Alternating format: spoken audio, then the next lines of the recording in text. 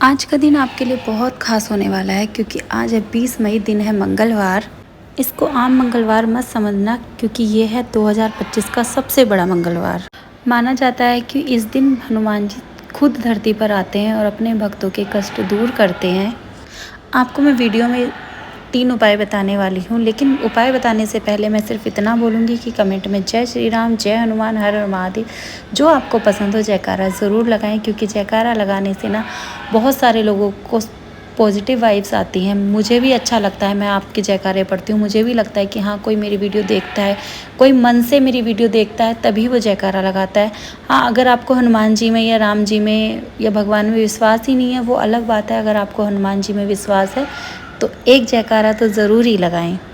ये जो उपाय मैं बता रही हूँ ये बहुत ख़ास है। अगर आप कुछ करना चाहते हैं, आप हनुमान जी की शरण में आना चाहते हैं तो ये वाला उपाय आप ज़रूर करें। ये उपाय उन लोगों के लिए है जो कर्जे से परेशान है, व्यापार नहीं बढ़ रहा है, संतान की प्राप्ति नहीं हो रही है, नौकरी नहीं लग रही है, भूत प्रेत बाधा से परेशान है, राहु केतु की दशा लगी हुई है, शनि की कुदृष्टि उनके ऊपर बनी हुई है जिसकी वजह से वो बहुत परेशान रहते हैं। आप कितना ही कुछ कर लेते हैं लेकिन पैसा आपके पास नहीं जुड़ पा रहा है। कल का दिन इन लोगों के लिए बहुत ख़ास होने वाला है जो इन सब परेशानियों से जूझ रहे हैं। मैं आपको इसमें 3 उपाय बताऊंगी। एक उपाय उनके लिए है जो थोड़ा सा हार्ड है, जो भक्ति में ज़्यादा रहते हैं। एक उपाय उनके लिए है जो ऑफिस में जाते हैं और उनके पास कम समय रहता है। तीसरा उपाय बहुत ख़ास है, ऐसी कोई भी परेशानी नहीं है जो आपकी ख़त्म नहीं होगी। अगर आप इन उपायों को करते हैं तो आपके जीवन के सारे कष्ट ख़त्म हो जाएंगे, सारी परेशानियां ख़त्म हो जाएंगी। पहला उपाय थोड़ा सा हार्ड है, इसमें आपको विधिवत होना पड़ता है, हनुमान जी के प्रति श्रद्धा रखनी पड़ती है, संकल्प लेना पड़ता है। अगर आपने सारे नियमों का पालन नहीं किया है तो समझिए कि इस उपाय को करने का कोई मतलब नहीं होता है, क्योंकि अगर आप ये वाला उपाय करते हैं तो आपको सारे विधि विधान से, पूरे नियम से करना होता है। इसमें शुभ मुहूर्त 2 निकल रहे हैं, सुबह 5 बजे से 6 बजे तक का समय और शाम को 5:30 बजे से 6:30 बजे तक का समय है। दोनों समय में आप किसी भी टाइम पूजा कर सकते हैं। आपको जब भी ये वीडियो मिले, अगर एक दिन पहले मिलती है तो आप सुबह में कर सकते हैं और उसी दिन मिलती है तो आप शाम में ये उपाय कर सकते हैं। आपको उठना है, स्नान आदि करके सुबह ब्रह्म मुहूर्त में उठ के आपको लाल आसन बिछाना है, चौकी लगानी है साफ़ करके, उस पर आपको हनुमान जी की फ़ोटो रखनी है, मूर्ति जो भी आपके पास हो, या फिर राम दरबार हो उसमें भी हनुमान जी होते हैं, आप उसको लगाइए। फिर आपको लाल वस्त्र धारण करने हैं स्नान करके। फिर आपको ओम हनुमते नमः का जाप करना है। 108 बार आपको इस मंत्र का जाप करना है। एक कागज़ लेना है, उस पर आपको जय श्री राम लिखना है। 108 बार जय श्री राम लिखना है आपको। कागज़ को फोल्ड करके हनुमान जी के सामने रख देना है। फिर आपको दीप जलाना है हनुमान जी के सामने।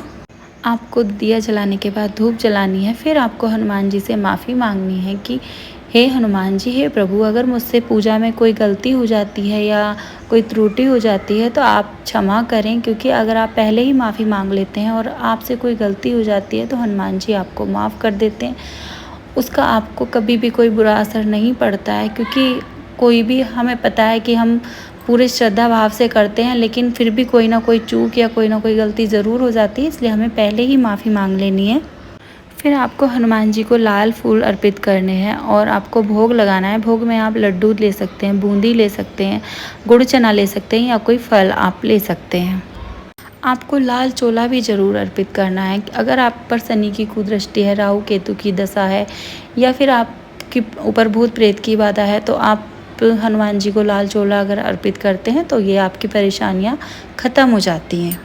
जब आपका ये काम पूरा हो जाए तो आसन ग्रहण करते ही आपको हनुमान चालीसा का संकल्प लेना है। आप इसको 7 बार, 5 बार, 21 बार, 11 बार या 1 बार या 3 बार, जैसा आपको, आपकी श्रद्धा हो, जैसे आपके भाव हो, जो आपको मन करे आप उतनी बार इसको पढ़ सकते हैं।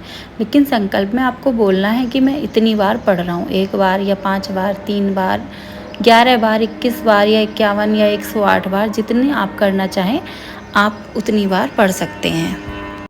फिर आप सुंदरकांड करिए, क्योंकि सुंदरकांड जब आप करते हैं तो हनुमान जी की विशेष कृपा आपके ऊपर हो जाती है। आप नॉर्मल इंसान नहीं रहते हैं, उनके सबसे प्रिय भक्त बन जाते हैं, उनकी विशेष कृपा आप पर हो जाती है। आपको गरीबों को दान करना है। इस दिन दान बहुत ज़्यादा ज़रूरी होता है। इस दिन आप गुड़ चने का दान कर सकते हो, लड्डू का दान कर सकते हो। अगर किसी को कोई भोजन खिलाना चाहो तो वो भी आप दान कर सकते हो। जैसी आपकी श्रद्धा है, जितना आपकी मन में भाव है, जो आप करना चाहते हैं, आप वो ही चीज़ दान कर सकते हैं। लेकिन इसमें खाने पीने की ही चीज़ें दान में होनी चाहिए।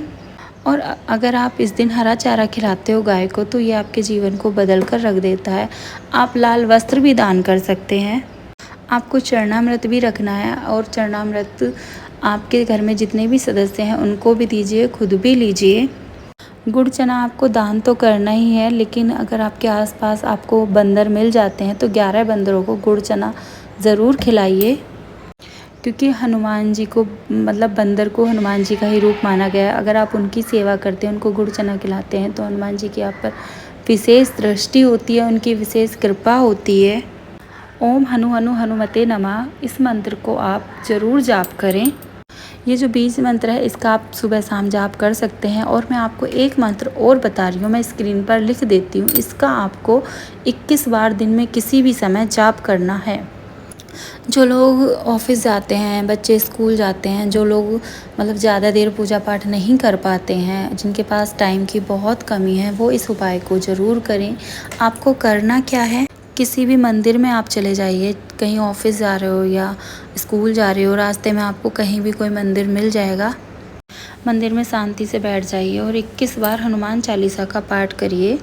आपके मन में कोई भी इच्छा हो वो हनुमान जी से बोल दीजिए और गुड़ चने का दान कर दीजिए। आपको मंदिर में आप जाते हैं तो आपको 2, 3, 4, 5 जितने भी आपको लोग मिले उनको गुड़ चना प्रसाद के रूप में दे दीजिए।